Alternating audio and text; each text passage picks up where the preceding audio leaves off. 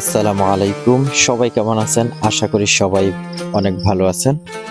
আজকে আমি আসছি শাহরাস্তি মাজারের যেই দিঘিটা, বিশাল এই বড় দিঘিতে মাছ ধরার প্রতিযোগিতা দেখার জন্য।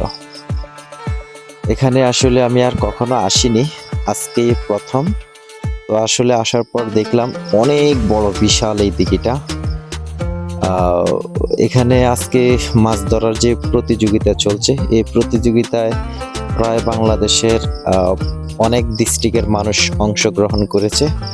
দেখলাম চট্টগ্রাম থেকে আসছে, নোয়াখালী থেকে আসছে, এভাবে আরও অনেক ডিস্ট্রিক্টের মানুষ কিন্তু এখানে আসছে মাছ ধরার প্রতিযোগিতায় অংশ নেওয়ার জন্য।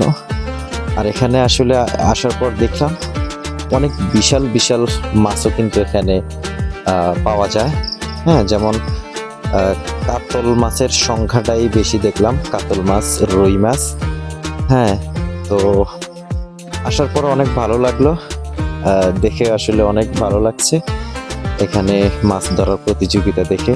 এটা আসলে ভাগ্যের ব্যাপার, অনেকের কম পায়, অনেকে বেশি পায়।